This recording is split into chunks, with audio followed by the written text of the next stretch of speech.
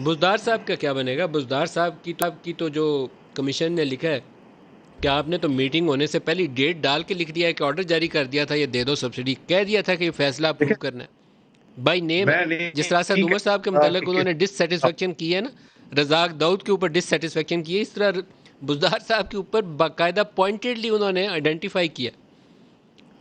دیکھیں میں نہیں کہہ سکتا کہ اس کا کیا بنے گا. جن لوگوں نے اس کا کچھ بنانا ہے وہ کچھ بنائیں گے یا نہیں بنائیں گے، یہ ان کی مرضی ہے. It is not up to me کہ میں وہ کہہ دوں کیا بنے گا ان کا.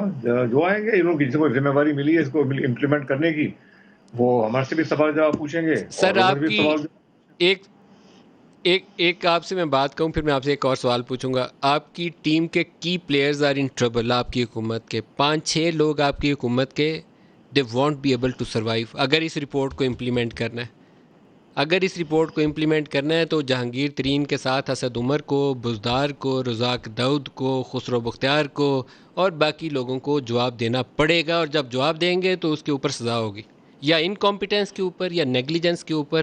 دونوں صورتوں میں آپ آفیشیل فنکشن ڈسچارج کرنے میں ناکام رہے یہ لوگ تو اس کے اوپر سزا ہوتی ہے.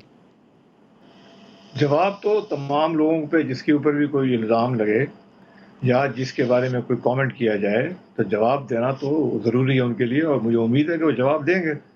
اور جو جواب دیں گے تو اس کے آپ بعد جو بھی جو جس کو بھی جواب دے رہے ہوں گے وہ فیصلہ کرے گا کہ اس میں کیا صحیح ہے یا غلط ہے. آپ کے مستقبل کی چابی ابھی فی الحال شہزاد اکبر صاحب کے ہاتھ میں ہے، تو آپ کیا کریں گے؟ شہزاد اکبر صاحب سے بات کریں گے کہ عدالت کا دروازہ کھٹکھٹائیں گے؟ میری مستقبل کی چابی صرف اللہ تعالیٰ کے ہاتھ میں ہے، اور مجھے اللہ تعالیٰ میں پوری یقین ہے، اور میں گاڈ فیئرنگ آدمی ہوں. اللہ تعالیٰ کے لیے جو کرنا ہوگا وہ اللہ تعالیٰ کرے گا. بیچ میں آنے والا کوئی آدمی نہ کچھ کر سکتا ہے نہ کچھ چینج کر سکتا ہے.